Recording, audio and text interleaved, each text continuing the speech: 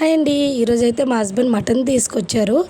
మటన్‌తో పాటు పులావ్ కూడా చేద్దాము అనుకుంటున్నాను.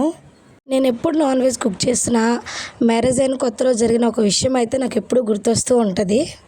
అదేంటి అంటే పెళ్ళైన కొత్తలో నేను ఫస్ట్ కుక్ చేసిన ఐటెమ్ వచ్చేసి చికెన్ కర్రీ. ఆ రోజు మా అత్తయ్య, మామయ్య అందరూ మా ఇంటికైతే వచ్చారు. నేను కర్రీ వండా కదా అని చెప్పేసి వాళ్ళందరూ ఏమంటారో అని చెప్పి తింటూ ఉంటే నేను చూస్తున్నాను. వాళ్ళందరికీ నచ్చింది, బాగుంది అని చెప్పారు. కానీ మా హస్బెండ్ మాత్రం చికెన్ ఉడకలేదు అని చెప్పారు. ఆ మాట విన్నాక నాకు చాలా కోపం వచ్చింది. తర్వాత నేను తిన్నాక నాకు కూడా అలానే అనిపించింది, చికెన్ ఉడకలేదు అని. సరేలే, ఉన్నది ఉన్నట్టు చెప్పారు, తప్పేం లేదు అని అనుకున్నాను.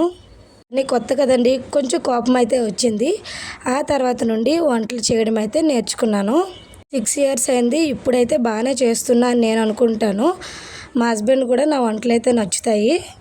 అంతేకాదండి, కర్రీ బాగుందంటే నేను అడక్కముందే బాగుంది అని చెప్తారు.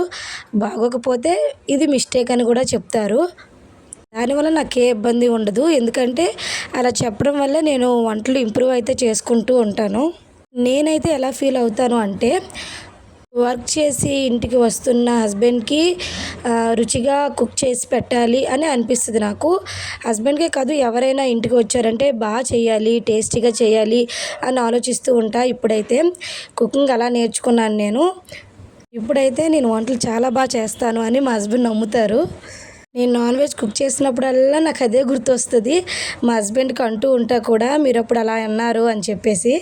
కానీ దానివల్లే నేను కుకింగ్ అనేది బాగా నేర్చుకున్నాను అనిపిస్తూ ఉంటుంది. వీడియో నచ్చితే లైక్ చేయండి, సబ్స్క్రైబ్ చేసుకోండి మన ఛానల్ని.